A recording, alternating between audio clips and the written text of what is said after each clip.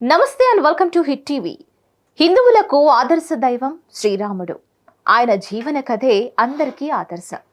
కోట్లాది మంది హిందువులు ఏళ్ల తరబడి కన్న కలలు నెరవేరాయి. శ్రీరాముడు అయోధ్యలో కొలువు తీరారు. ఆ పూర్వ ఘట్టం చూసేందుకు దేశ విదేశాల నుంచి వేలాది మంది అయోధ్యకు చేరుకున్నారు. ఆ వేడుకను తలుచుకొని సంతోషంలో ఉన్న హిందువులకు మరో శుభవార్త వచ్చింది. అమెరికాలో కూడా శ్రీరాముడికి ఆలయాన్ని నిర్మిస్తున్నారు. భద్రాద్రి సీతారామచంద్రస్వామి ఆలయం తరహాలో ఈ గుడి నిర్మాణం జరుగుతోంది. గోదావరి నదీ తీరం భద్రాచలంలో సీతా సమేత శ్రీరామచంద్ర స్వామి కొలువై ఉన్నారు. ఈ గుడిని భక్త రామదాసు నిర్మించారు. ఈ ఆలయ నిర్మాణం ఎంతో ప్రత్యేకంగా ఆకట్టుకునే విధంగా ఉంటుంది. భక్త రామదాసు ఎన్నో ఇబ్బందులు పడి ఈ ఆలయాన్ని నిర్మించారు. ఇక అచ్చం ఇదే భద్రాద్రి దేవస్థానం తరహాలో అమెరికాలో కూడా శ్రీరాముడికి గుడి నిర్మిస్తున్నారు. అమెరికాలోని అట్లాంటా సమీపంలోని కమ్మింగ్ వద్ద రామాలయం నిర్మిస్తున్నారు.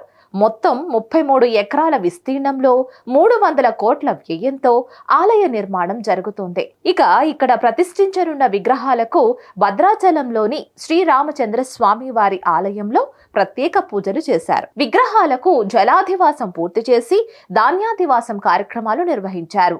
అక్కడ ప్రతిష్ఠించబోయే విగ్రహాలను ఏకశిలతో ప్రత్యేకంగా తయారు చేయించారు.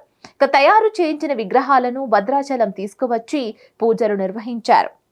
అమెరికాలోని అట్లాంటా కమింగ్ ప్రాంతంలో 2016 నుంచి ఆలయ నిర్మాణ పనులు జరుగుతున్నాయి. 2018లో అక్కడి ప్రవాస భారతీయులు 33 ఎకరాల భూమిని దేవస్థానం కోసం సేకరించారు. 2019లో భూమి పూజ నిర్వహించి శంకుస్థాపన చేశారు. యాదాద్రి వద్ద గల ఆలగడ్డలో అమెరికాలో నిర్మించే ఆలయానికి సంబంధించిన శిలలను చెక్కుతున్నారు. విగ్రహాలతో పాటు శిలలన్నిటినీ ఓడ ద్వారా భారతదేశం నుంచి అమెరికాకి పంపించనున్నారు. 2024 శ్రీరామ నవమి వరకు అమెరికాలో ఆలయ నిర్మాణం పూర్తి చేయాలని సంకల్పంతో ఉన్నట్లు ప్రధాన అర్చకులు పద్మనాభాచార్యులు తెలిపారు. మొత్తం అతి త్వరలో భద్రాద్రి తరహాలో అమెరికాలో కూడా శ్రీరాముడి ఆలయ ప్రారంభం కానుంది.